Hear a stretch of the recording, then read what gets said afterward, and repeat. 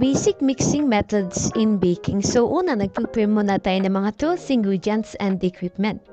So, ang ginawa kong una is sifting. Sinala ko yung flour hanggang sa matira yung buo-buo nito. At yung flour ay para maging makinis yung kalalabasan. At dinagdagan ko na nga ito ng tubig. Ito na yung aking flour na sinala at makinis ito. At hinalo-halo ko ito hanggang sa maging gumanda yung texture at yung ating dough is maganda or babagay dun sa ating gagawing tinapay. So, ang next kong ginawa is kneading. Ang pagmamasa ito ay ginagamit sa pagluluto ng ating tinapay kapag kailangan nating bumuo ng isang makinis at magandang nating ingredients. Bakit nga ba? Dahil ito ay tumutulong sa ating gluten sa harina na nagbibigay ng texture sa ating tinapay. So, inid lang ito natin ng inid hanggang sa makuha natin yung maganda nating texture. At ito yung kinalabasan niya. So, next naman is cutting in. Ito yung pagluluto ng tinapay na ginagamit natin kapag gusto nating isama yung mga mantika or margarine sa mga tuyong sangkap nito. So, itong cutting in na ito is inahati natin yung mga fat sa maliliit na peraso hanggang sa kumalat yung harina or maganda yung texture nito. So, next ko namang ginawa is folding. Sinama ko lang yung harina, saka yung cocoa na powder, at hinalo-halo ko ito. So, itong folding na ito is pagluluto ng tinapay ay ginagawa natin kapag gusto nating paghaluin yung mga ingredients na masyadong minamasa ang ating mga gagamitin sa masiselang bahagi ng ating dough. So, bakit nga ba ito yung isang paraan natin ng paghahalo or pagmamasa na nakakatulong upang mapanatili ang ating texture at bumuo or maging malambot ang texture ng ating gagawing dough. So, unti-unti na nga gumaganda yung ating ginawang dough. Ito na nga yun.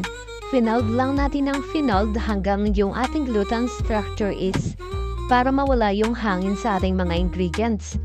So, itong leavening agent na ito is para mapalakas yung ating gluten network at mapahalo sa mga sangkap or pantay-pantay ang pagkahalo nito.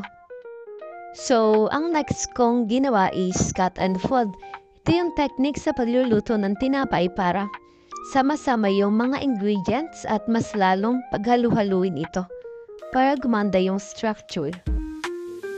So, ang next ko naman ginawa is beating. Naglagay ako sa bowl ng isang egg tapos binit ko lang ito ng binit gamit ang fork at hanggang sa maging parang bubbles na ito yung ating egg para mas lalong hahalo or mag-extract dun sa ating gagawing dough or dun sa ating gagawing tinapay. So, ito na nga unti-unti nang gumaganda yung ating pagbibit ng egg. So, ang next ko naman ginawa is whipping. Itong egg is hiniwalay ko yung egg white sa egg yolk. So, ang ginamit ko lang is egg white. And ginamitan ko ito ng hand mixer para mas lalong magsama yung mga ingredients nito at yung hangin is maalis or maging flaky texture ito. So, itong mga bula ng hangin sa ingredients nito is nagpapatas ito ng volume at nagbibigay ng mas magandang resulta. Karaniwang ginagamit natin ito sa paggawa ng mga meringue, waffles, or mga cake na nangangailangan ng mas magaan na texture. Ito na nga yung kinalabasan, unti-unti nang naganda yung texture at yung hangin or volume is pumapasok na sa ating gagawin or ito na yung kinalabasan at yung ating egg white is parang nagiging icing na yung results. I-whip lang ito ng i-whip hanggang yung texture is makuha natin. So, ang last kong ginawa is creaming. Ang ginamit ko dito is butter and flour at nilagyan ko ito ng konting tubig. So, ang ginamit kong pang-creaming is hand mixer.